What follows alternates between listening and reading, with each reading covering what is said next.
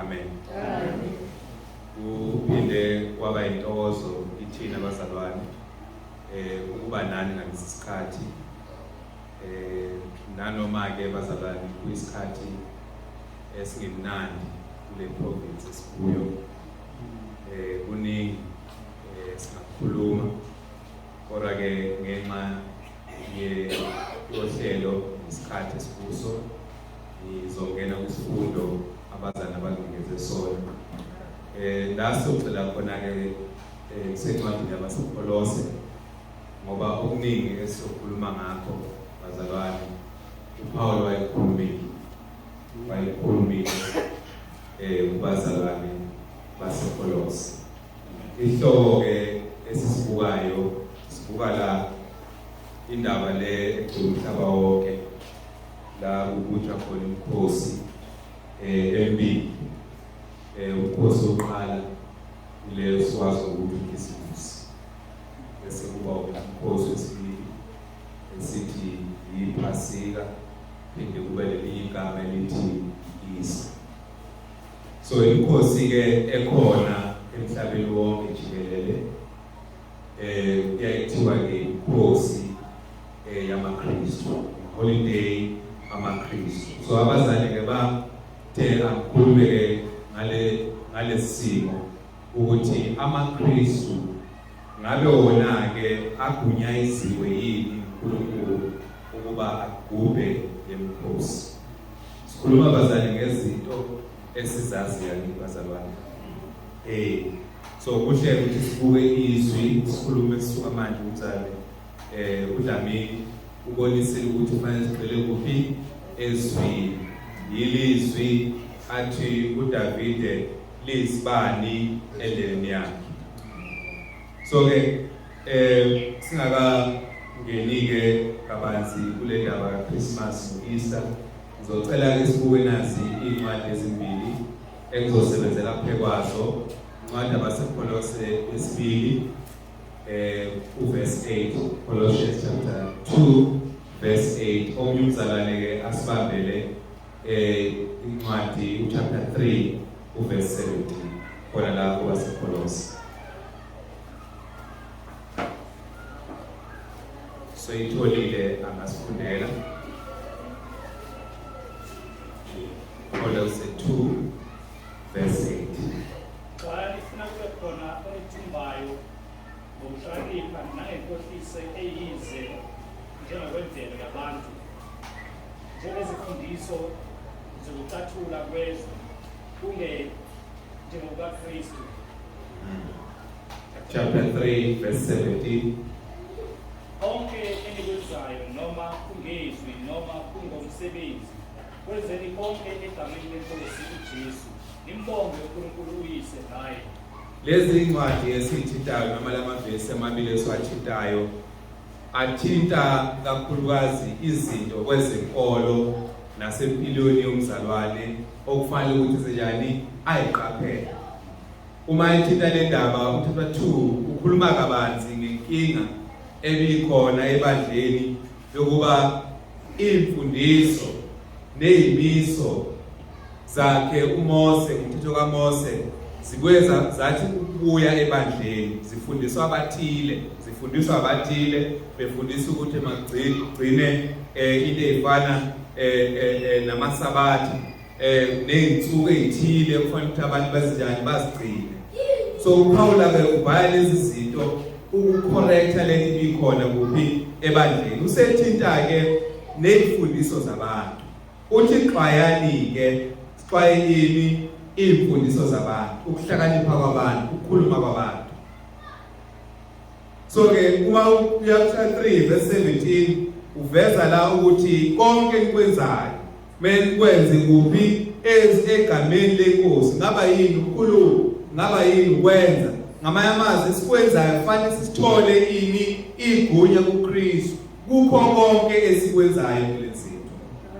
Okusho ukuthi uMkristu ubuswa yini yizwi leNkosi, iNkosi ethu ubani okuJesu Kristu. So ubusa izwi kaKristu usekhaya, ubuswa izwi kaKristu ebandleni. omunye umuntu angacabanga kulelizwe selifundayo phela liphelele likwazi uku-answer yonke into ngempilo yakabani yethu singamaKristu. Impilo esiphilayo ekhaya esemshadweni, abantwana abakhona ekhaya, la sisebenza khona, la siphila khona emakhaya, ebandleni, izwi likaNkosi lenkosi liyakhuluma ngakho konke lokho. Ingakho ke ethi ke konke enikwenzayo noma ngezwi noma ngokwenza kwenzeni egameni lenkosi, ngamanye amazwi egunyeni ekunikezweni amandla ubani uKristu. Kumele kuUKristu othi lento eniyenzayo ngempela igunyazwe ubani uNkulunkulu. Le ndaba esikhuluma ngayo kaChristmas noEaster noma iPhasika, njengoba ngishilo ama-holiday acelebrate umhlaba wonke. Namhlanje nje kuleli njengoba umqungebe bekhuluma nje phambi kwethu ethi abanye bathi iPhasika liyadliwa, abanye bathi iPhasika liyagujwa. Zonke lezi zinto liyadlalwa, wonke lamagama, lezi zinto zivela kuphi? Ezweni. Kodwa zikapakele zazafika kuphi? Enkolweni. Kuthiwa ke iChristmas ebangawo i-25 zikaDisemba noEaster ke oshintshayo ngokuya kwekhalenda onyakeni isikhathi esiningi kuba uMarch noma kuba uApril, kuthiwa ke ama-holiday oKristu noma ama-holiday amaKristu, Christian holidays. So ke izinto ke ezikhulunywa abantu kuphi? Ezweni. Lama holiday anikezwe amagama ukuthi ama-holiday amaKristu. So ke uzobuka amahlela amaningi noma uvula iTV njengamanje, kakhulukazi amahlela afana njengomaKatolika. Lezi inkonzo noma la holiday, ama-holiday abaluleke kakhulu kulezi inkonzo. Babuka abantu ngaphambi ukuba kube uChristmas, Christmas Eve or a night before kuba Christmas, e-TV kuyavele uPapa ekhuluma ngayo kubani uChristmas. Ngalesi sikhathi amahlelo kakhulu ayavela eTV akhuluma kakhulu njengoba simanje kulama holiday kaBhuti bakhuluma khona lokho ukuthi uJesu wavuka, baselebrate ke ukuvuka kaKristu ngalesi sikhathi. So inhloso yethu ke bazalwane ukuthi thina siyibandla likaKristu, ngabe thina sigunyaziwe na uNkulunkulu lezi zinto singene kuzo. Ngabe umzalwane unelungelo eliphelele na ukuba angena agubhe na uChristmas loyo, agubhe futhi nale iPhasika? Zobuka lokho ngoba sifuna ukuthi basiqeda la sibuke ukuthi uNkulunkulu kushilo nalokho ezwi lakhe. Sibalekele izinto ezingashiwo uNkulunkulu ezwi lakhe ngoba kuyosenza lokho kuba sixabane uNkulunkulu. Singakayi kude ke sibuke ke ukugubha inkosi or observing holidays ukuthi izwi likaNkulunkulu lithini ngalokho. Leli gama lithi holiday ngokwesilungu lisho a day set aside by custom, religion or law for celebration. Another translation noma incazelo enye, a day of festivity or recreation when no work is done. Incazelo echaza ini holiday? Usuku olubekiwe ukuba abantu benze njani, bahlale babuke ngokwenkolo yabo nangamasiko abo. Sinama holiday acelebrate amasiko ethu 24 September, amanye ama-holiday abekiwe ukucelebrate ini amasiko abantu la eSouth Africa. So lezi zinto ke zenziwa uhulumeni noma zenziwa abantu noma zenziwa abantu benkolo bebeka izinsuku ezithile kuba kuje nawo umkhosi. Bazalwane, masiza kule ndaba yokugubha imikhosi ney'nsuku ezwini lenkosi kuTestament Elisha, asinawo umzekelo izwi likaNkulunkulu lithulile.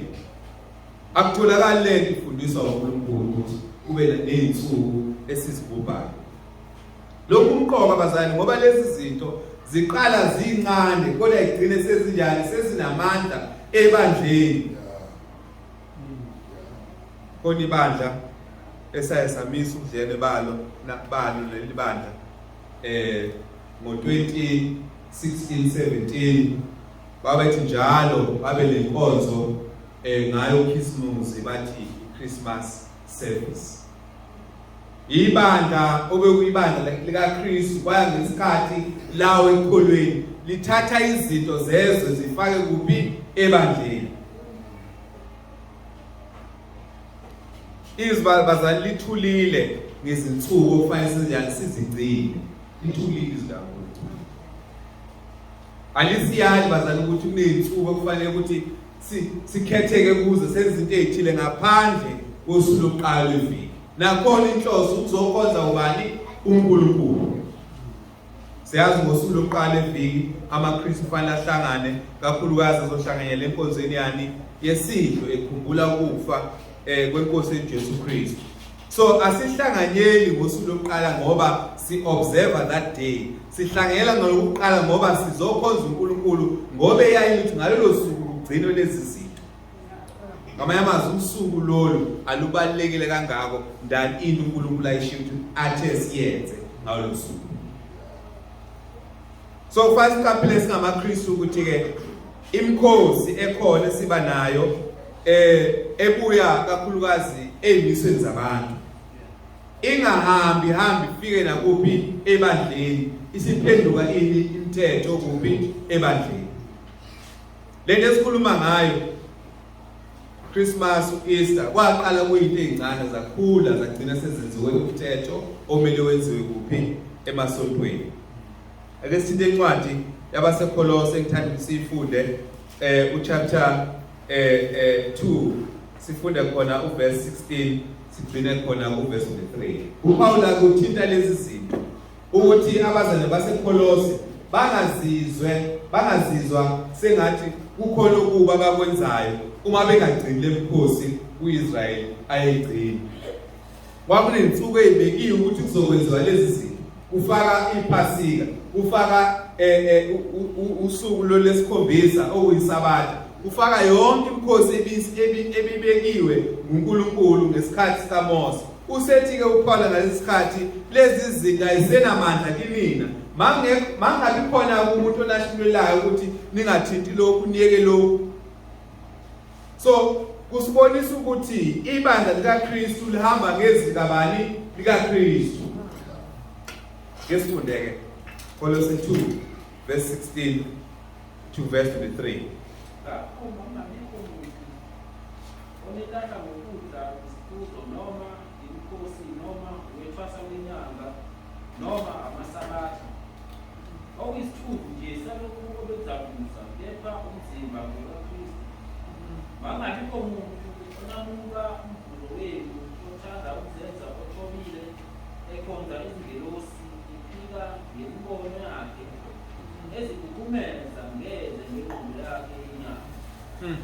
Engakambeleli kuye oyinhloko okungaye umzimba wonke usizwa uhlanganiswa ngamalungu nemisipha ukukhula kukaNkulunkulu.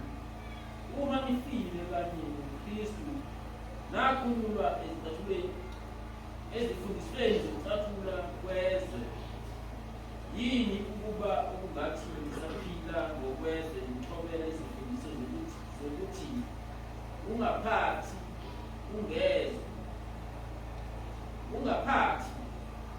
ungezwa ngolimi ungathinti okuphela konke okudliwa ngokweziyalezo nezifundiso zabantu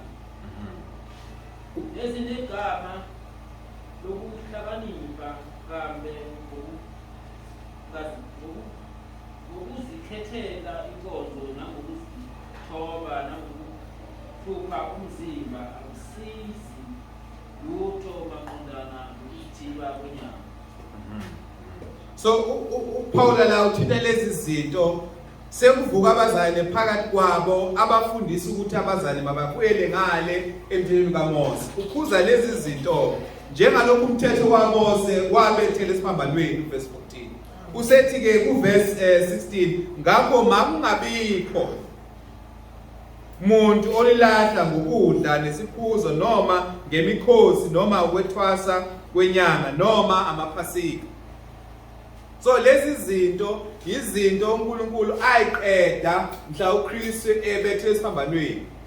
Emva kwalokho umthetho ususebenza umthetho kaKristu okufanele ukuthi wonke umzalwane osebandleni kaKristu alalele wona.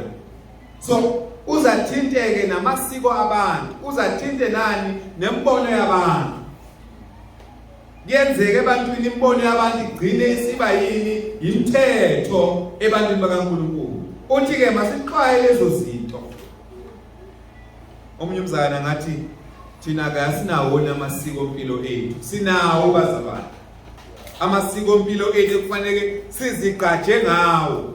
Ngithinta le ndaba le ngenje la kulamavesi ngoba lezi zinto esizibuka abantu bezenza ngoKhisimusi noma ngephasika igcina ngesikhathi sizihalela sizithanda sibona zizinde zingcono kunamasiko empilo esinikezona singabazalwane.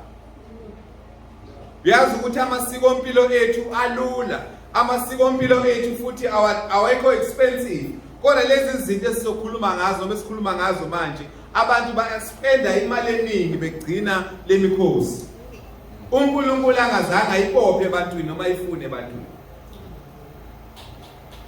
So sinamasiko empilo ethu okufanele sinjani sizigqaje ngawo. Ukhuluma kanjalo uPaul la ke sithintela incwadi yabesibili yabaseThesalonika 2 verse 15 ukubonisa ukuthi bazane sinamasiko empilo ethu. Sinezinto zethu okufanele sizenze singamaKristu okufanele sihlale kuzo. Singabuke emimizi, singabuke ezinye izizwe, sihalele into zazo lezo zizwe. uIsrael waba kanjalo uma efikile ezweni lesithembiso esemhlubukile uNkulunkulu babona kukuhle ukuba bafane njengezinye izizwe. Beza kumprofeti bathi kumprofeti uSamuel nathi sidinga ini inkosi ukuze sifane nabanye, ukuze sifane nezinye izizwe. uSamuel mayebuza lokhu kwamdabukisa weza ubuhlungu ukuthi abantu bebengaboni na ukuthi inkosi ikhona banayo okuNkulunkulu. Namhlanje sebathi bafuna enye inkosi efana neyapi nezinye izizwe. Sebebona ezinye izizwe zingcono kunempilo abayiphilayo la bengamaJuda, bengamaIsrayeli. So nasebandleni kwenzeka kanjalo sibona izinto ezenziwa emahlelweni, ezenziwa abantu bezizwe, sizihalele lezo zinto bese sifuna ukuzoziletha la ebandleni ngoba sesibone amasiko empilo ethu engelutho. Sibone into zethu zobuKristu zincinyane zingenzi sense. Sina lezi zinto bazane ngoba emakhaya kuyenzeka ngokungabazisa abantwana esinabo ukuthi lento kaKhisimusi nalento kaEaster njengoba ingabuye ezulu lakaNkulunkulu sobuka nje la bagcina sebeyihalela lento ngoba asibabonisanga ukuthi lento ayikuyi ezulu likabani likaNkulunkulu. Ngizocela umzana ngithintele incwadi engikhuluma ngayo ngamasiko ethu esinawo noma ngempilo yethu esinayo singamaKristu. 2 Thessalonians 2 verse 15.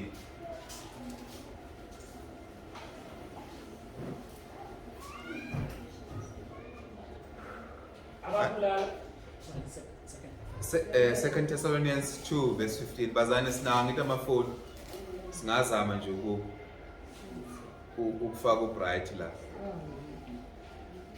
Ngalokho ke bazalwane imani niqinile libambelele kuwo amasiko enawafundiswa noma ngezwi noma ngencwadi yethu.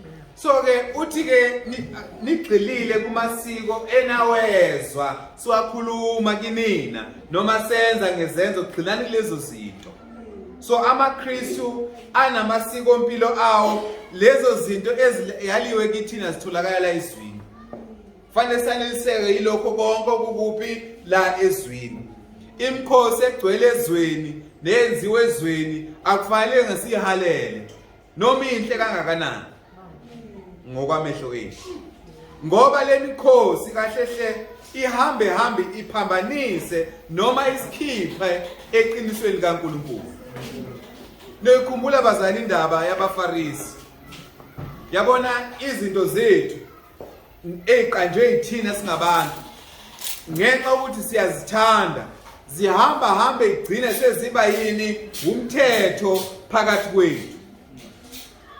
NoKhisimusi nawo iphasika esikhuluma ngalo ziphenduke emahlelweni noma emasontweni zaba into engathi ibuya kuNkulunkulu yaba umthetho, kanti lento isuka kumuntu phaqa ofana nami nawe, azibuye ezwini likaNkulunkulu. So ke la ngithanda sindena incwadi yakaMathewu 15 verse 8 to 9 ukubonisa ubungozi. Asiqale ku2 kuya ku3 ukuthi kuyenzeka ifiso zethu, kuyenzeka ukuthanda kwethu, kuyenzeka imbono yethu igcine isiba yini imithetho ebantwini. Size senjani sibashayele umthetho abantu ngalezi zinto ezikobani kithi.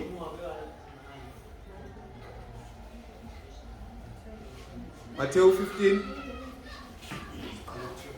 2 to 3. Yini kuba abafundi labo beke isiko labadala na ukuba abahlambi izandla nxa bedla isiko.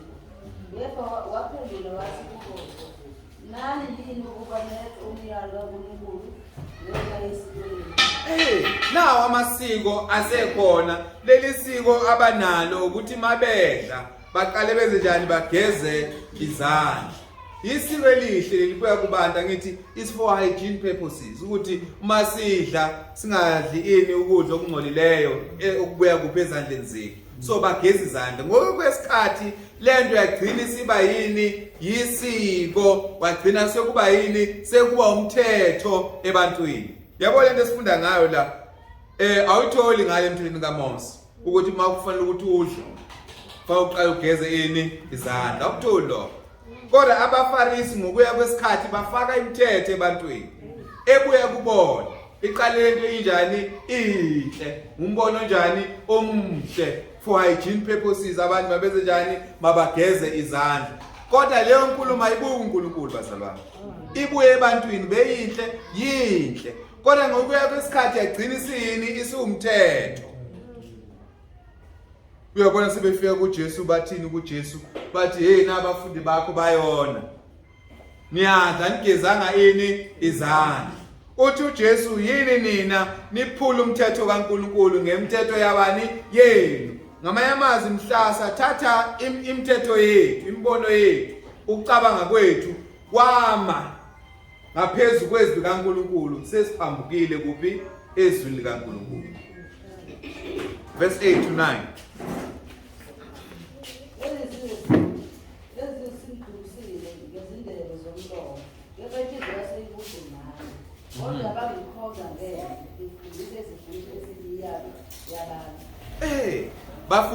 Bafundisa ini imithetho yini emiyalo yani yabantu. uJesu ukhotha amazwi kaIsaya eveza inhliziyo yabaFarisi ukuthi bakude noNkulunkulu ngoba mkhonza uNkulunkulu ngani ngemithetho yabantu. Uthi uJesu ke lokhu kuyini kuNkulunkulu, kuyize.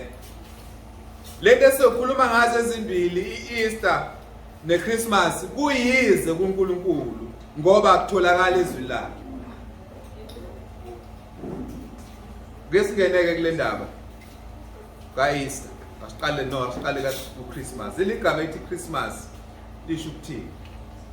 Ngeke nasinike isikhathi nje na nalibheka leli gama lithi lisho ukuthini leli gama ethi Christmas.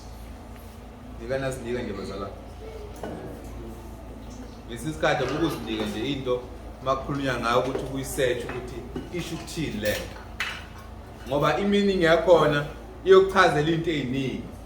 Yabo nje masifunda le meaning leli gama lithi Christ Mass, leli gama Christmas. So lisho Christ is Mass. Leli gama lithi Mass, M-A-S-S, libuya egameni lesiLatini elisho ukufa noma umhlatshelo. So masithi Christmas sithi ke umhlatshelo kaKristu or kufa kukaKristu.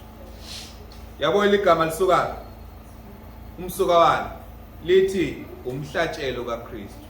Akubuke manje iChristmas ithini iChristmas manje? Anti manje opposite kuloko kwakhulunywa kuphi eqaleni. Manje segujwa ini ukuzalwa kwakhe. Yabona maqanjwa into mayiqanjwa abantu qala abantu ngokuya kwesikhathi iyaguquka. Kodwa izwi likaNkulunkulu liyaguquka nibazalwane. Cha, sinalo for more than 2000 years. Why? Ukwenzela ukuthi abazayo bame kuyo leyo nto yakhulunywa uKristu esikuleqaleni. Isiko lomuntu liyaguquka. Njengoba siyokhuluma ngalisuku likaKhisimusi, liguqukile iminyaka kaningi kabi.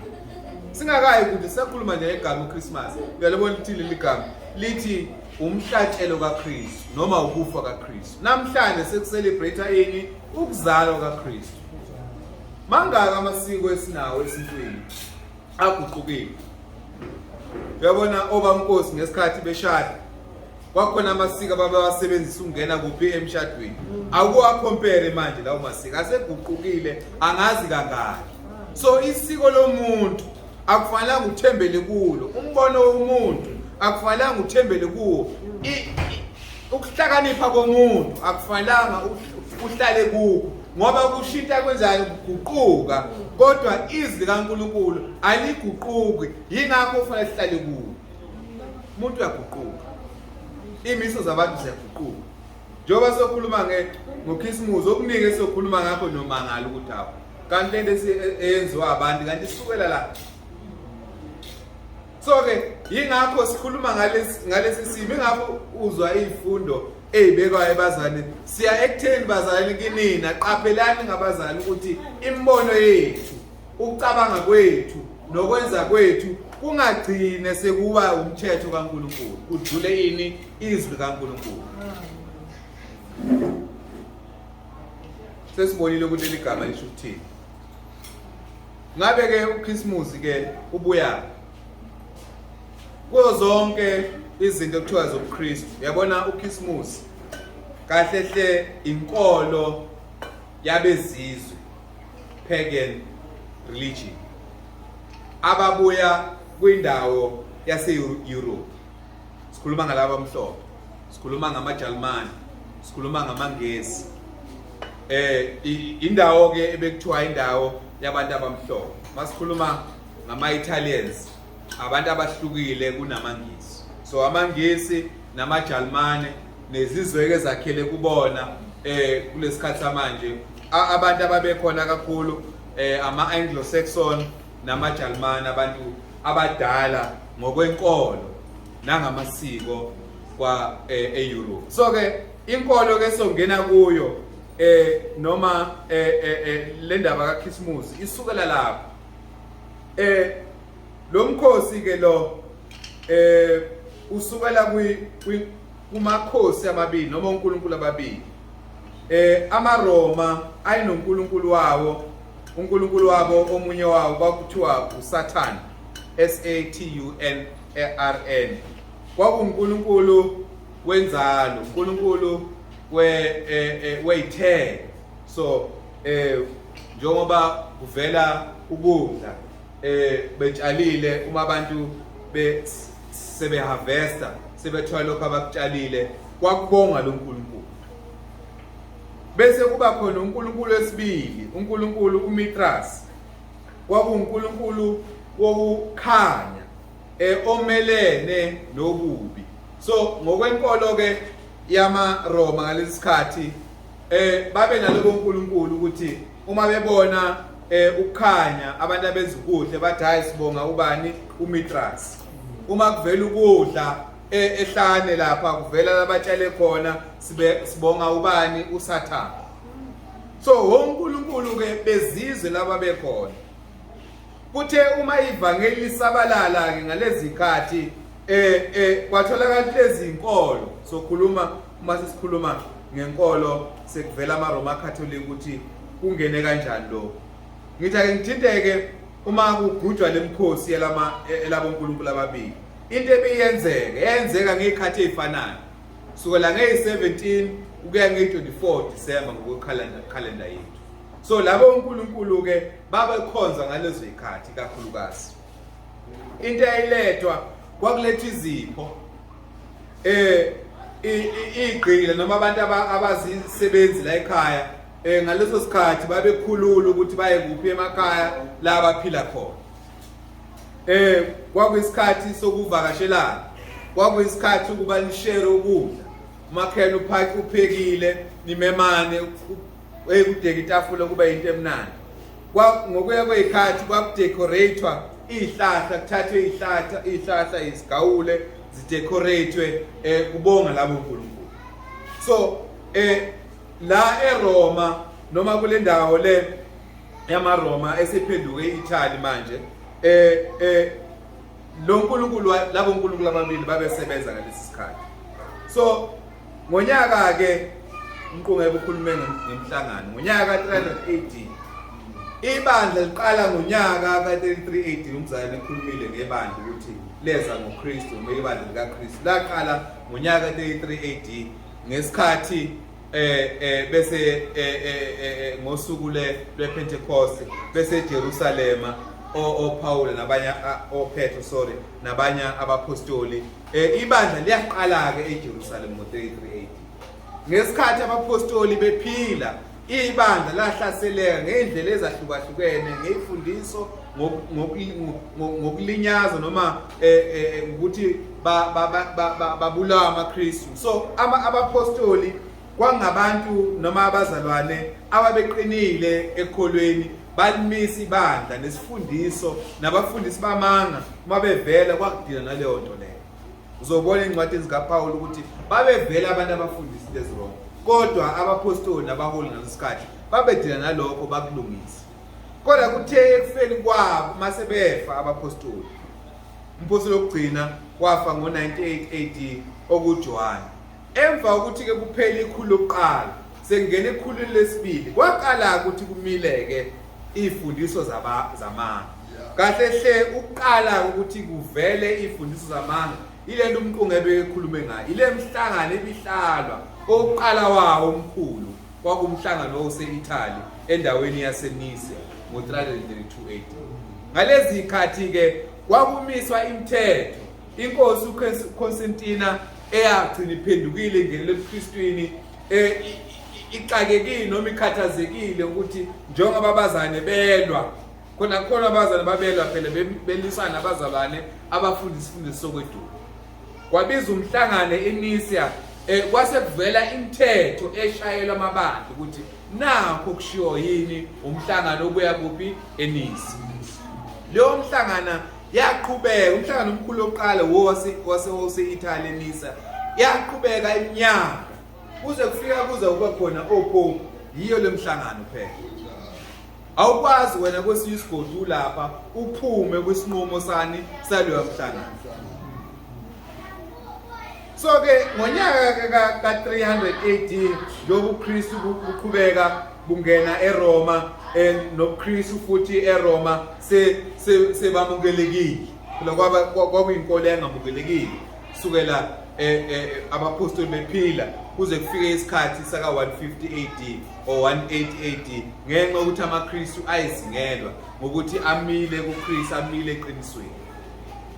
So ke umbishop ke oqala ngo354 AD sikhuluma ngaba bishop angithi abaholi okufanele ngabaqondisa ibandla endlele enjani efanele.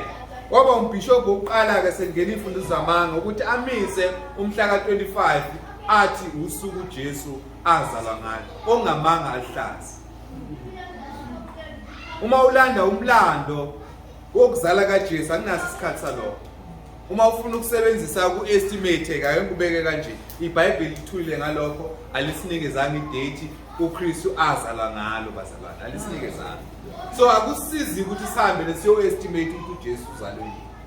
Kodwa lo mbishop uLiberius ngo354 AD wamiswa usuku la nge25 ukuthi uJesu wazalwa ngalo. Wasethi futhi usuku la olusignifya ini the light in the world marching in with pagan worship and festivals.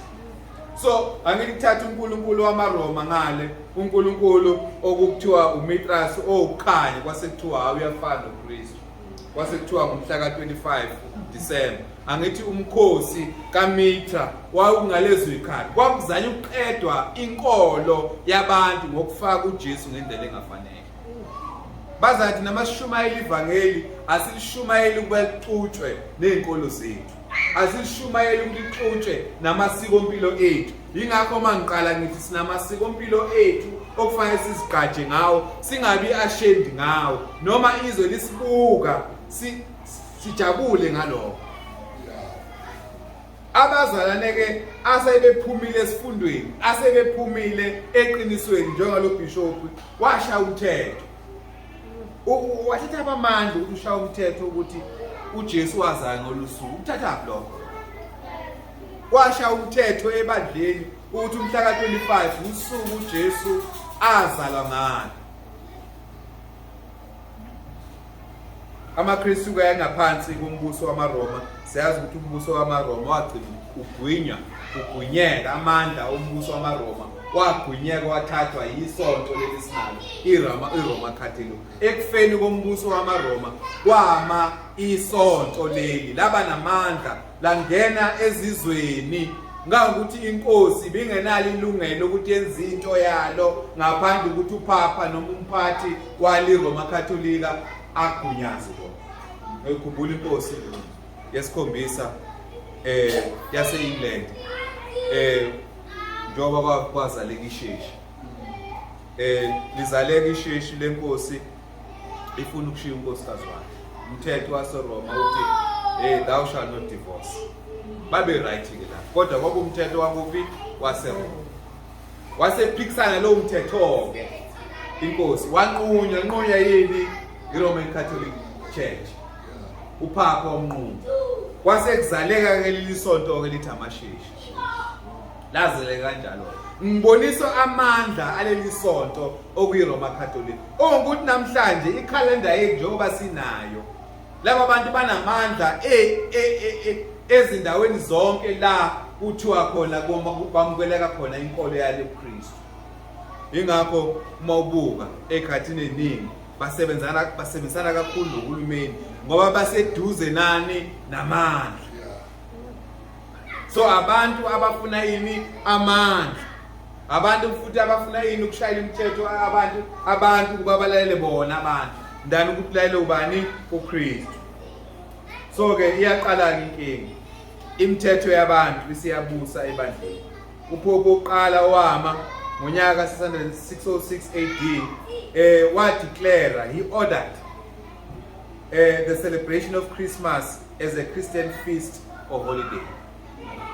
Kwaba umthetho ke manje ukuthi iChristmas ke ishaya iba umthetho kuhlanganiswe inkolo yani yabezizwe njengoba sibona nje kwanje sizizwe isikhathi sokudla isikhathi sokudecorate kwezinto bazana ukuthatha kwesihlahla siyogawula inkolo yamaRoma leyo ayitholi eBhayibhelini leyo nto leyo njengoba sibona amashop makuba uChristmas decorate ihlahla kwenziwe kahle inkolo ebuya le kumaRoma inkolo kaMithra uNkulunkulu uMithras inkolo kaNkulunkulu uSathane ayibuye eKristwini. Uyafunda eBhayibhelini wena uyafunda eBhayibhelini bazalwane ngingakhathazeki bazalwane ngingakhanyisa amafoni isiyahlupha la igenerator ngingakhanyisa amafoni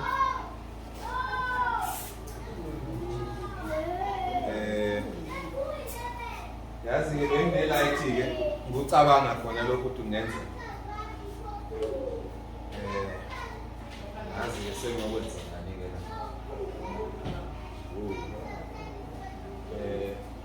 ngicela ungibekela nje lapha futhi lapha etafuleni ubhekise ngapha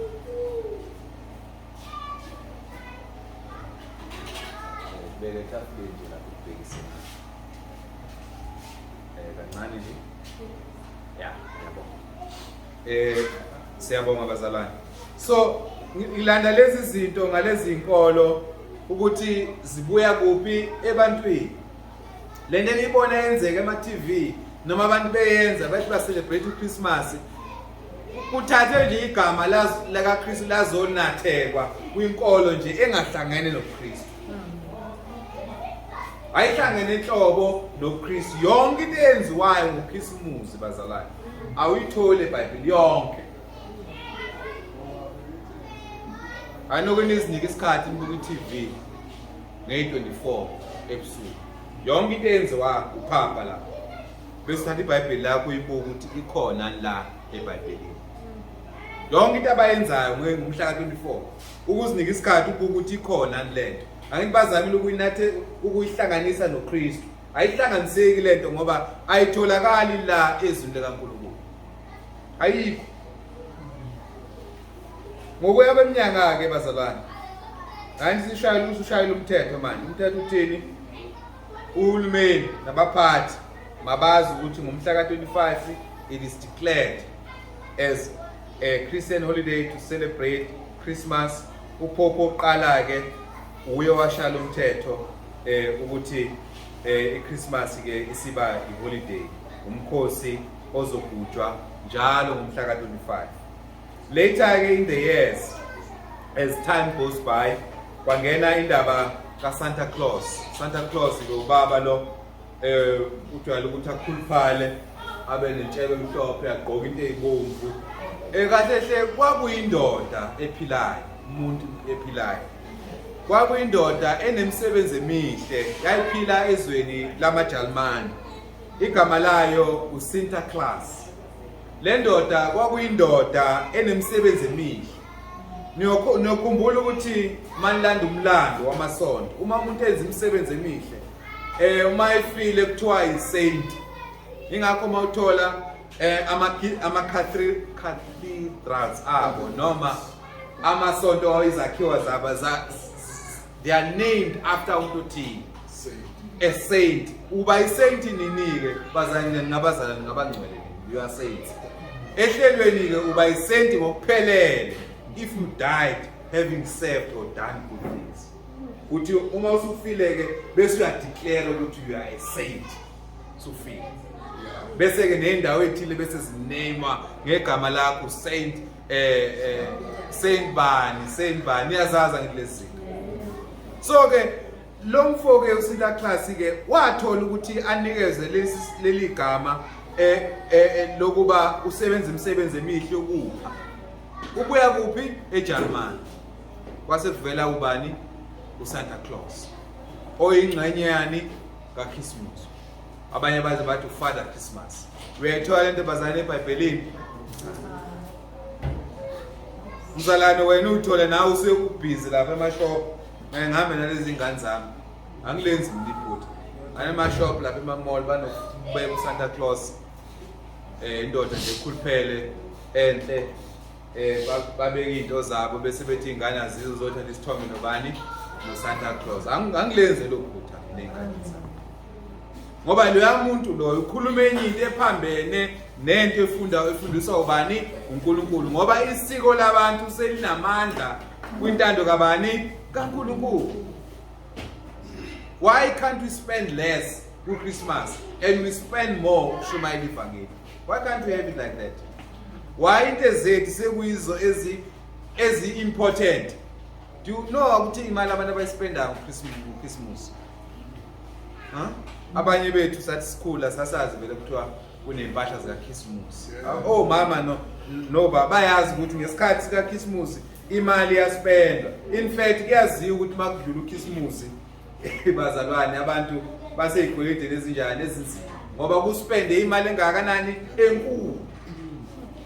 Kodwa ayispend imali enkulu entweni zikabani zikaNkulunkulu. Ila ngiyakhona bazalwane ukuthi isiko labantu lihambe noma imbone yabantu iqine ibe phezulu kwentando kaNkulunkulu. Yilokho okwenzeka abaFarisi. Into esinkulu nje yokugeza izandla isiwumthetho. Uma uthola abantu bedla bengagezanga izandla nayi baso. So kuyicala. Kubuya phi lokho emthethweni yini? Yabo. So ke uChristmas ke lo kubuya lapho. Decorations, trees and decorations ukhulumile ngakho kwaqama kakhulu ngama 1500s kumahlelo kakhulukazi abasendaweni yase eGerman omunye uNkulunkulu ke othintakalayo eJarman uNkulunkulu uyule iRoma Katolika ke lalelo ngqondo malifika esizweni ukuze liwene isizwe lalizama ukuhlanganisa inkolo yabo nenkolo yoKristu. So ke indaba leyo yokudecorate izihlahla kahle hle umsuka wayo noma ugawula isihlahla bese sidecorate sisuka eJarman ngeminyaka yama 1500s 80. Umsebenzi wonke lo wenziwa yini amaRoma Katolika ukuze kuwina abantu kuleyo ndawo. Lastly ingoma ke lezi esithi Christmas carols angazi yasibaleka le ngoma ngithi ngiyayicula bazokwazi abazalwane sisakhula wakuneyingoma ezingenayo ngoKhisimusi they are called Christmas carols. Lezi ngoma ke zaqala ukupublishwa ngonyaka 1426 AD eNgilandi. So lento bazane ibuya ebantwini. Lento sinayo ukuthi makuza uKhisimusi decorate yonke lento ayibuyi ezwini kabani likaNkulunkulu imithetho yabantu kubona kwabantu. Yingani kamaKristu abalekele uKhisimusi? Okokuqala ukuthi lento ime futhi isungulwe ezintweni zenkolo zabantu. Into engabuyi kubani uNkulunkulu asiyenzi into ebuya ebantwini. Ake siye encwadini yezenzo 17 verse 25. uPaula phela lesa sithixo lesa hlahla lesa uNkulunkulu. Ngingakhohlwa bazali uNkulunkulu loya okhonzwayo. Ufika ke la uPaul uthola abantu bakhonza uNkulunkulu, they are very religious. Futhi banesithixo abasibhalile bathi uNkulunkulu njani ongazi. Uqala lapho uNkulunkulu uphethe ukushumayela ivangeli. Ukuthi ngifuna ukunazisa ngaloNkulunkulu ke ongabonwa enithi nina akaziwa. Ngifuna ukuntshela ngayo ukuthi uthini. Lo Nkulunkulu owakhe izulu nomhlaba ufunani? Uyayifunda ebaziwe, uyayifunda ezakhe ngezandla zomuntu. Ake sizwe ukuthini. Verse 24. 25. So Izenzo 17 verse 25.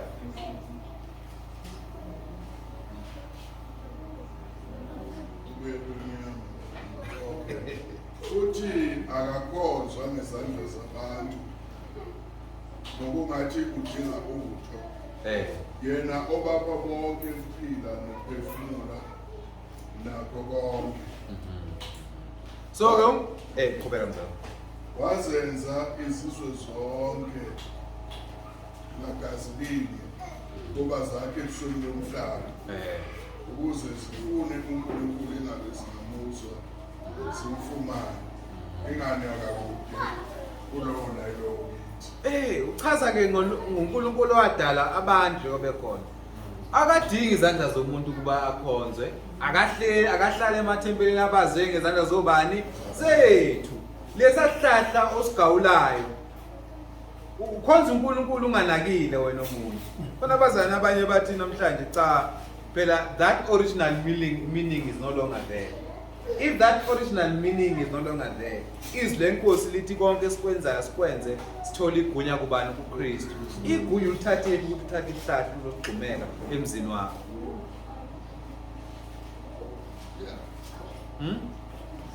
Liphi igunya lokuthi uthathe isihlahla ezosigqumeka?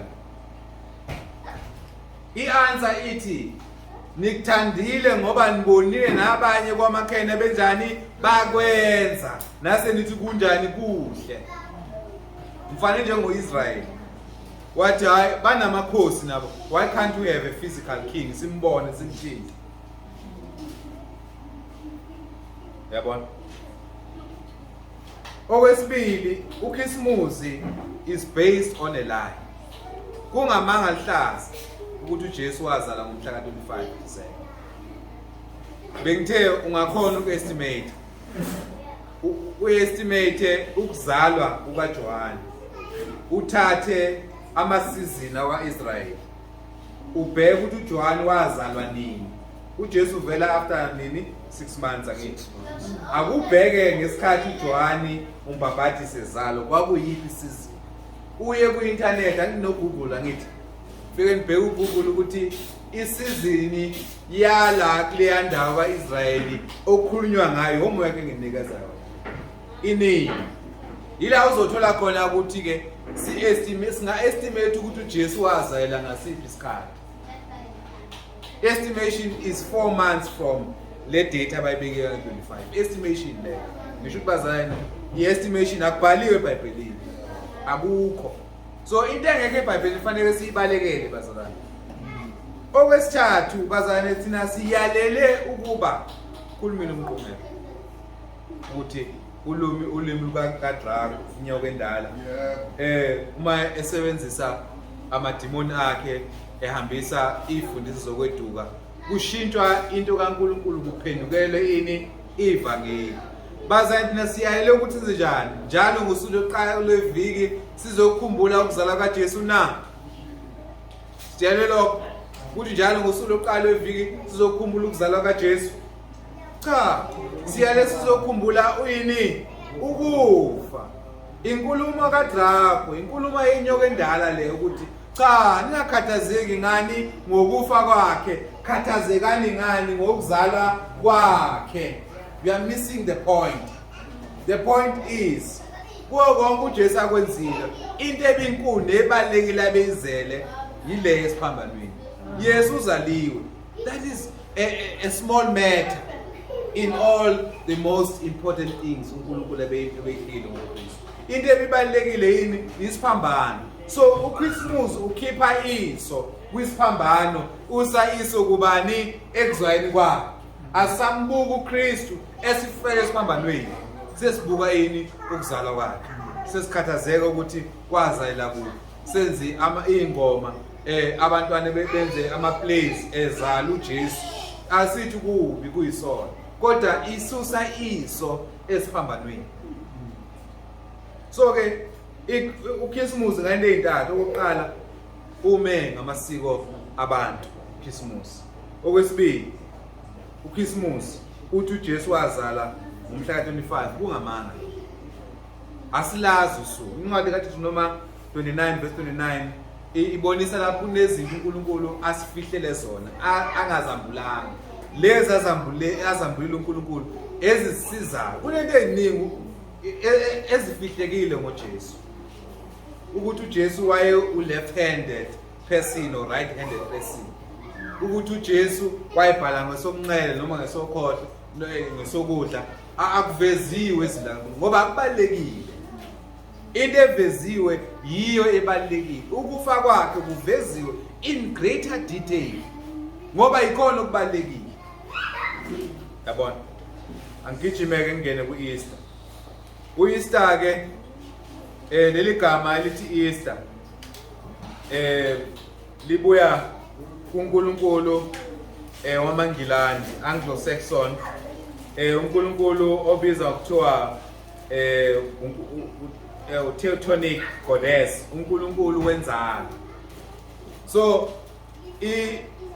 njengalokhu sikhulume ngoChristmas inkolo zabantu ababephila kuleya ndawo yaseEurope uma kufika ivangeli zathatha lezi zinto ngenhloso ukuthi ihlanganiswe nani nenkolo yoKristu so lo nkulunkulu ke kwakungunkulunkulu owaye ngazonke ikhathi ekhonzwa ngesikhathi sespring futhi uNkulunkulu wothando uNkulunkulu wenzalo so ke ngalesi sikhathi ke abantu babenzani na ukucelebrate lo nkulunkulu lo nkulunkulu ke njengoba sibuke kuChristmas ihlahla siya kulabo uNkulunkulu si physical representation lana ke lo nkulunkulu uIsrael wayesikwakusetshenziswa ini isilwane esikhuluma ngaso yini guess what a rabbit mawufika emashop njengoba manje kubusy yako Checkers yako Pick n Pay uthola ama chocolate uthola izinto unani unonogwaja bese kuba nani yesibili neqanda likabani kanogwaja. Lento ezimbili zazimele uNkulunkulu. Izathu ukuthi kuyo unogwaja ke mayizala ke hayi siyabuka. Uzala khiphe intanga yalokho akuzalayo unogwaja. So kwathatha ke kwanikezwa lo uNkulunkulu ngoba uNkulunkulu wani wenzalo. So iqanda limele ini inzalo. Kwakwenzeka lokhu kakhulu in springtime. So ke uma inkolo yobuRoma noma kushunywa ivangeli kutholakala abantu abanje kwathi lezi zinto zahlanganiswa nanenkolo yobuKristu. Ihlangana kanjani ke nenkolo yobuKristu? Ngalesikhathi kunesifo ke besikhona. Ngoba njengoba sila encwadini yabaseKolose. Bongacabanga ukuthi lokhu Paul ebekukhuza ukuthi singabuyeli emkhosini yangale Old Testament ezophela. Uthe kwafa abapostoli, avuka amadoda, akhuluma kunjani okudukisayo. Okunye into abebezenze njengoba sizibona namhlanje. Kuvela amagama abapriest, kuvela ingubo abayigqokayo, kuvela izinto ezikhombisa ngale umthetho kwabani kaMose. Nephasika ke ladonswa, lathathwa ngalatshathwa, lazolethwa lazofaka kuphi eKristwini. So iphasika ke bazalwane uyena uEaster. Kwahlangana into ezimbili. Ngalesikhathi ke kwavela embonweni yabantu labo obishop ukuthi ukukhunjulwa kaJesu Kristu kwenzeka yini? Ukukhunjulwa kaJesu Kristu kufaka kwenzeka nini bazalwane? Njalo ngosuku lokuqala leviki. Kwaguqulwa manje ukuthi akusezukuba njalo ngosuku lokuqala leviki, kuzoba nini? Kanye ngonyaka. Iphasika lenzeka nini? Kanye ngonyaka. So yabona kuguqula intando kaNkulunkulu, kuxutshwa izinto ezingacutshwa. So bazalwane thina saphuma asekaze sangena ephasikeni, sangena eKristwini. Asingenanga enkolweni kaMose, asingenanga entweni kaMose. uJesu ngosuku akhashela ngalo kusuku la egcina khona iphasika njengomJuda. Kwakufanele ukuthi agcine iphasika njengomJuda ngoba wazalela kumthetho kaMose. Uzathi ke uPaul uma ekhuluma ngale ndaba ukuba seGalatia 4 verse 4 wazala ukuba asikhiphe kuwe kulomthetho kaMose. So uKristu kwakufanele agcine zonke lezi zinto. Ngalo kusuku lephasika esezokhashela kuthiwa besadla. Verse 26. Chapter 26 verse 26. Besadla ini babuNkosi? Iphasika. Wasukuma bani? uJesu. Wathabatha ini? Isinkwa esingenamvubelo. Wathi lesi sitsha sini noma isinkwa sini sumzimba wami. Emva kwalokho esebanikezile wathabatha ini? Isiphuzo somvini. Wathi lokhu kuyini? Kuyigazi lami. Kumi ini bazalwane? Into entsha, brand new.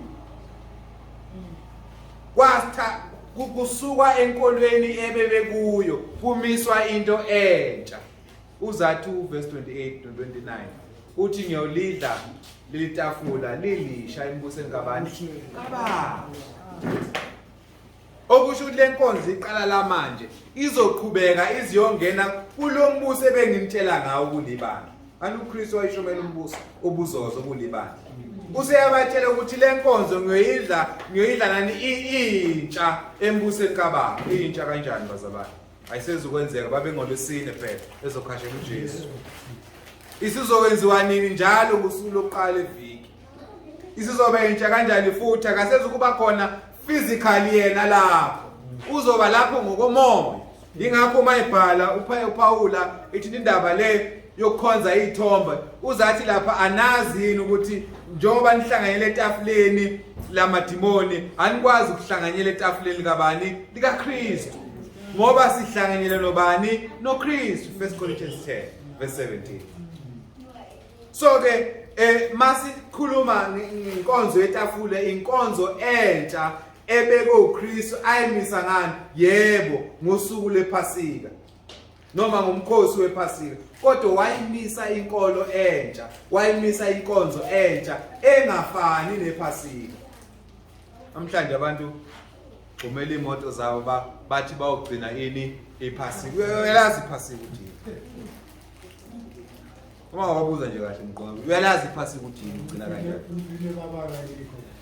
kuyasetshenzwa ngosuku lwani lokudla iphasika kusigame nyazi imbandela yakho ingakanani i-street singakayi ke ukuthi ugcina iphasika oqala fanele kube umJuda noma umIsrael ngaphambi kuba ube yini ugcine ini iphasika alisiyo abantu bani bezizwe iphasika kumele umuntu owaphuma eGibhithe futhi yebo laliba khona ithuba mina nawe nje umsuku abantu abamnyama lokuba sibe ngamaJuda wakunendlela ukuthi uphenduke umJuda so ngaphambi kuba ungene ephasikeni fanele thina senze njani siphenduke sibe yini ngamaJuda qala sibe ngama-proselyte. That's a technical word akhuluma ngalo umzalwane. So ke sibuka ukuthi ke bazalwane inkolo esikuyo yahamba yajikwa kwangenisa izinto ezingafanelanga ukuthi njani zingene kwangena iphasika. Kwathiwa ke manje ukufa kaKristu kuzokwenziwa nganye ngonyaka kwahlanganiswa nani neEaster including nama translation iKing James version yango 1611 AD eya authorized inkosi la uKing bani nokhohle King James sorry.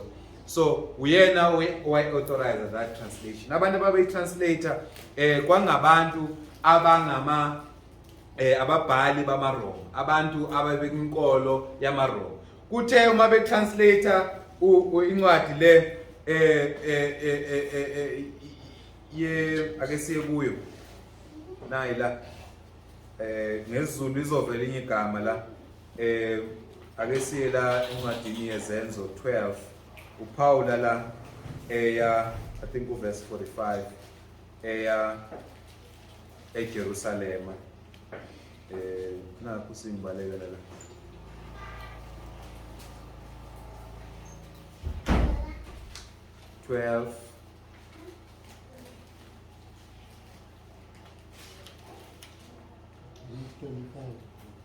verse 1 oh sorry 12 verse 4 sorry angazi ukhona ephethe ngeKing James version kodwa ngeKing James version kuvela igama la iEaster okubonisa ukuthi ngalesikhathi ngo1611 abantu basebehlanganise sile iphasika kuneEaster ungayifuna la ngezulu izenzo 12 verse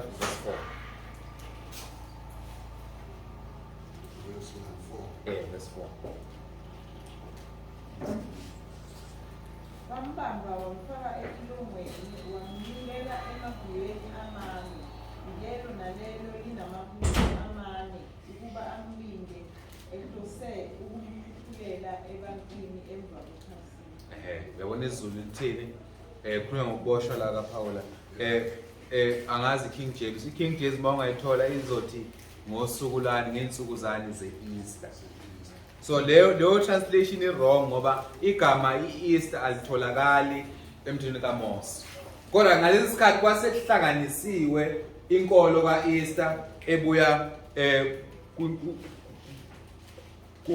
kuNkulunkulu wamaJalimane yahlanganiswa nani nephasika. Iphasika futhi li wrong for amaKristu ngoba iphasika laphela ngomhla uJesu efa isiphambanweni waphela umthetho kabani kaMose. So wenza iphutha ke mzalwane ukuthi mawuzothi ngiyohlanganyela ephasikeni lento abantu abayenzayo bazana abathi bayenza manje ayitholakala izwi likaNkulunkulu noma bathi benza iphasika akusiyo leyo mawuyenza iphasika uyahamba amamayeli babukosi lidliwa kanjani iphasika lidliwa kanjani iphasika bazalwane kuba khona isilwana ngithi okumele ihlala nishiya ngithi nishiye manisihla nidle okunemvubelo nisiqede ngaloko usuku ukudla okunjani imfine nidlayo injani nifaka ndiyibhayisi netswayi. So iphasika bazali manje liyagcina akusile into abayenzayo abantu. So kabazane sifundisa ngalezi zinto sibonisa nako ubungozi. Sihambe amamayela amaningi nabazayele phakathi kwethu. Uyazi uma uqala isifundisa abantu uma kuqala izinkolo efana njengalezi Christmas iphasika uqale kuyini umbono uqale kuyini ukubona kwabantu ukucabanga kwabantu khumbula ngani Matthew 15 laba 4 bathi Jesu nabafundi bakho njani niyona manje anigezanga ini izandla something so simple isiphenduke ini umthetho sekunesona esenziwayo la kufanele abantu batshele ukuthi bayona bengonanga sikhuluma ngalezi sifike la sikhuluma ngendaba kaChristmas ngendaba kaEaster izwe lonke liphambene ngalezi zinto kwasukela emboneni yabantu ecabangeni kwabantu ngiyabona ingozi emcabango yabantu nembono yabantu ukuthi ingozi kangakanani ngiqale ngezwi ake sibuyele kulesikhumbuzane kuyo Kolose 2 verse 8 iwarning bese asiqaphele imithetho yabantu masiqaphele imiso zabantu masiqaphele imikhosi yabantu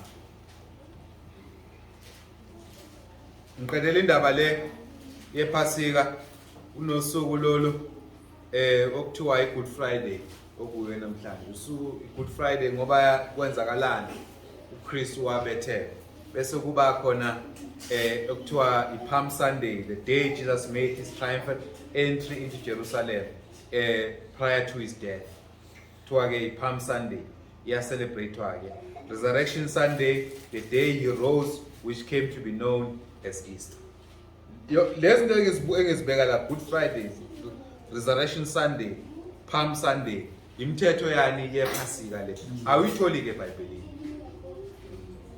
imithetho yani yamasonto imbono yobani yabantu ake sithinteke Colossians 2 verse 8 wayena kube khona umthumbayo ukhanisa nangezifiso yemvelo nangokwemvelo yabantu nangezifiso zokucathula kwezwe kungenziwa ngokaKristu xwayani yini abantu xwayani imithetho yabani yabantu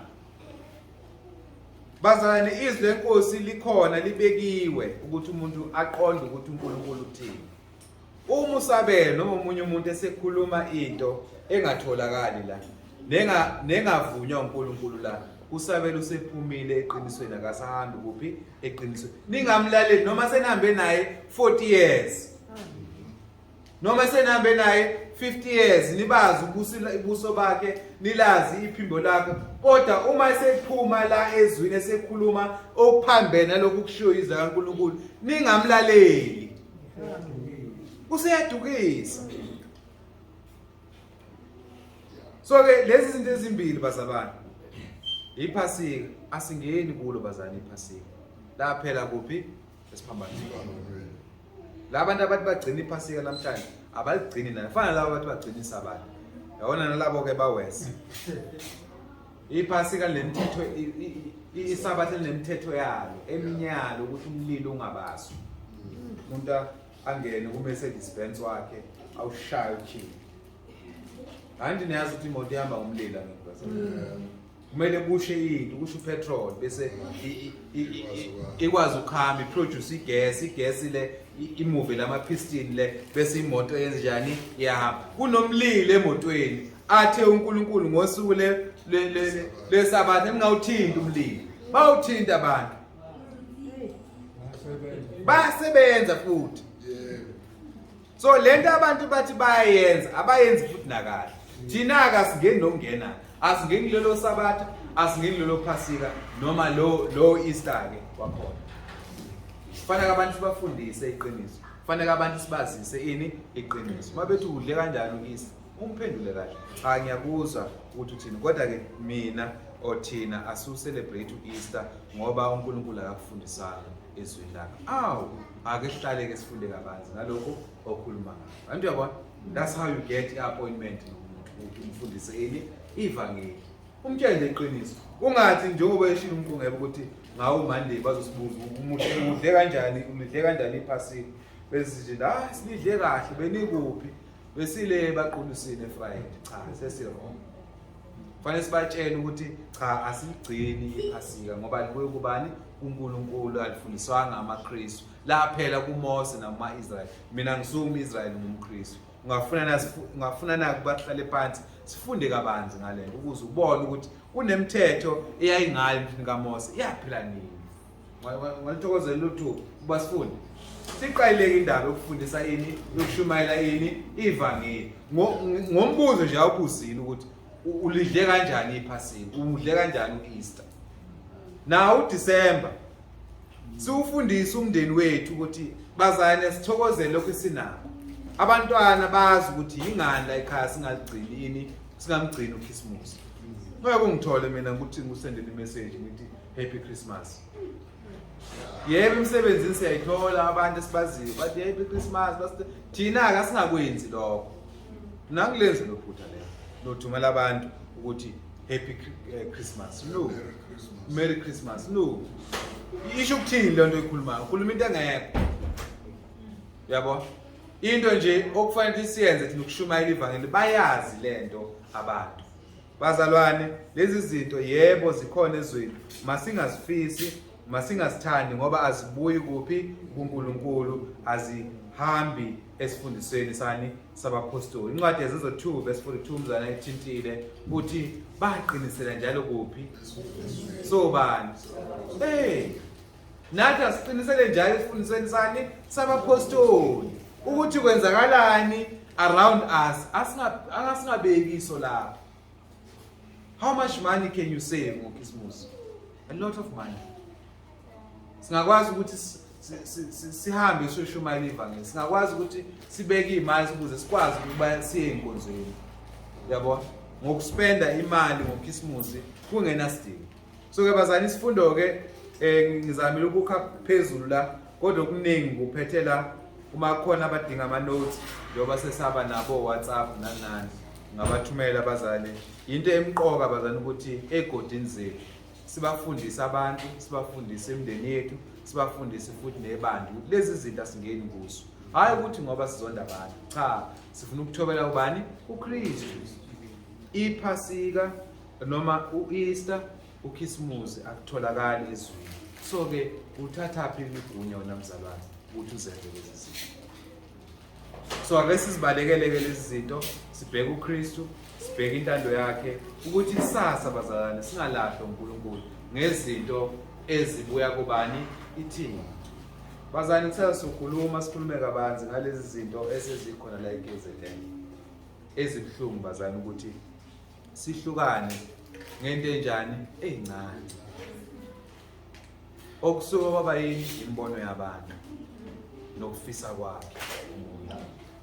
Sishukane nje, sibambane nje ngomawashini. Sixabane bazalwane. Sixabane ngani ngento efisa ubani yimina. Uma sengibonisa ukuthi lento oyenzayo umzalwane isifiso sakho awuyiveze embhalweni lento ukuthi itholakala kuphi lento isho ukuthi kufanele kwenze ukuthi. Till today bazalwane asikawutholi umbhala seyithola izinto ezivela kulokhu ubuya ezweni lenkosi. So bazalwane asikubalekele lokho ukuthi ngaphakathi kwethu kungavuka abazalwane abazofuna ukuthi baphathe abanye abazalwane babusa ukukholwa kwabazalwane. Yazi khona umzalwane okathi le verse ake sifunde sorry limqoka le verse 2 Corinthians 1 verse 24 sekhala phansi. uPaula esebenza bazalwane wayengasebenzi ukuhambisa izifiso zakabani zakhe. Wayehambisa izifiso zakabani zikaKristu. Kukhona lapho eyathi khona yebo ukubona kwami kodwa mesiqaphela ukubona kwakho okunye uhambisa kuyalwe umoya oyingcwele. Ngamanye amazwi ukuhambisana nesifiso sikamoya oyingcwele. Uma isethi ngokubona kwami ngokufisa kwami abanye benu ukuthi bangashadi. Hayi ukuthi uPaul wayithi ningashadi. Ngaleso sikhathi wayibuka isimo esasikhona sesifoqa ukuthi uma ushadile usengozeni ethile ngoba abazali babehlaselwa. Kwakuliwe ebulawa abazali bakhe. Yabona. So ke konke kusebenzeni kwakhe uPaula incwadi yokuqala mayifika kubazalwane bazane ibasola ngento eziningi ezenzakalayo. Yazi into engiyithanda ngabazali baseKorinte bathi mabethola lencwadi ebasolayo baveza amaphutha abanayo labazane babonisa ukuthi bayakhola abazane baseKorinte bazehlisa yabona mawufuna incwadi yesibili abaseKorinte uzokuthola lo from chapter 2 uya chapter 7 ukhuluma ngalezi zinto uyababonga uPaul ukuthi noma beyamukele lencwadi abazalwane bazehlisa bakwamukela ukuPaul bekusho futhi ongabuyi kuPaul kubuya kuKristu yabo baphenduka bazisola abazalwane bayisola ukuthi bamukele umzalwane bahlala umzalwane ophingayo umzalwane owenza isono ebandleni zonke into uPaul ayishilo bazisola kuzo into engiyithanda uPaul ayishoyo uverse 24 2 Corinthians 1 verse 24 sengihlala phansi kungesikho ukuthi siyabusa phezu kokukholwa kwenu kodwa siyizisebenzi zokuthokoza kwenu kanye nani ngokuba nini ekukholweni.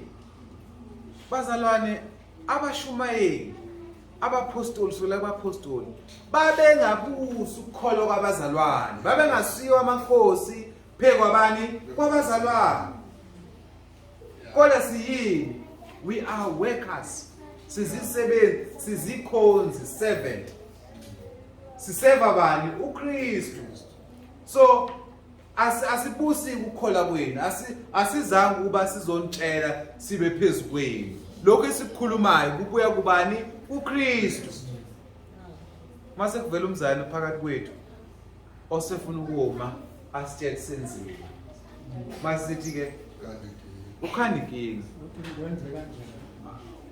kuphi kufundeka kuphi eswini kumele usho phela ukuthi izwi lithe mzane la lokhu usukwenza kunjani kubi so usephutheni so no Paul amabenza zonke lento beyala abazane bekhuza abazane kwangabuyi kubo kwakubuya kuphi enkosini kwangasisifiso zabo yingakho ethi lana ke asifisi ukubusa ini singafisi ukubusa ini ukukhola kwethu asiwa amakhosi emphefumulweni bazalwane asiphethe ukukhola kwethu uKristu ophethe ini ukukhola kwethu thina umsebenzi wethu ukuthi njalo sinpointe to a direction kabani kaKristu hayi so siyafisa ke bazalwane lesisimo esila eKZN bazalwane siphele bazalwane ngoba sishukana sibambana ngamawashini ngento engekho ayikho lento u0 u0 u0 u0 ngikhube nje ukuthi wena mzalwane ubiza inkonzo sishukane nje bazalwane ngalokho nje ukuthi wena mzalwane uhlela inkonzo wabiza inkonzo ungasitshelanga thina sixabane nje bazalwane ngalokho usenzile umzalwane isono cha uphula umthetho kaNkulunkulu umzalwane cha uphula umthetho wesizwe umzalwane cha umthetho wabantu kusho manje uphula umthetho wethu hayi kaNkulunkulu hayi okaRamaphosa so sithi bazalwane please nisikhulekise nathi singabashumayeli nabonke abazalwane ngoba kuyasifikela nathi bazalwane sibe ngabantu sifuna ukwenza njani ukunibusa sifuna ukuthi nilayele thina nemizwa yethu umsebenzi wethu sonke wesilisa nesifazane khulukazi besilisa ukuthi siniyise uKristu nezintombi yani understand lo language mawusu umuntu intombi kusho ukuthini ungcwele uclean so kusho ukhonto ozozenza ke wena umisa ukuthi umfikise lapha right siyakhuza siyasola siyakha ukuze afike kulo myeni besimusa kulo afike umyeni athi hawo yayintombi yayintombi umsebenzi wabashumayeli akuso umsebenzi wabashumayeli ukuba bazishelele kule ntombi bese intombi iqoma izifiso zabo abasayisi kuleya ndoda leya enguKristu sebeyishela intombi ekufanele bayise kubani kuKristu sebeyishela ukuba ilalele ini izwi labo akufuneki lokho bazalwane sekuyiba bahle So ke sisebenzela lokho ke bazalwane. Njengoba nizibona lezi izifundo sithinta kakhulu ini imbono yabantu. Christmas no Easter imbono yabantu. Imkhuba yabantu. Esifake kuphi enkulu. Masingahambi ke nemkhuba yani yabantu. Yazi bazalwane masesihlakaza imkhuba yabantu. Abantu bayaqasuka, abanye babo bangaphenduki. Bagugudela amazinyo. Nabazane bakho nithi nilungisa into ephambene nentando kabani kaNkulunkulu. Masiza kanye sizakala. So sengathi bazalwane inkosi nganibusisa sengehlela phansi siqhubeke bazalwane simkhonza uNkulunkulu. Simile eqinisweni noma sibaningi noma singcosana asime kuphi ezwini. Konke sikwenzayo masibuke uNkulunkulu ushilo na ezwini lakhe.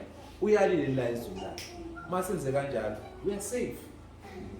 Kodwa singathi ukuthi ubaba Ngobese uzovela.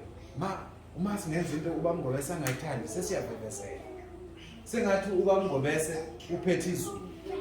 Sengathi ubaba Ngobese uphethe ikhiya zezulu nesihongo. Angakhetha phakathi kwenu ukuthi yabona ke wena sekele ngikusa isihogweni. Cha akekho noyedwa phakathi kwethu onezulu nanani nonesihongo. Letha lo. Sonke siya kuNkulunkulu siyokwenzani? Siyohlulelwa ngomsebenzi wakhe. Ngiyabonga.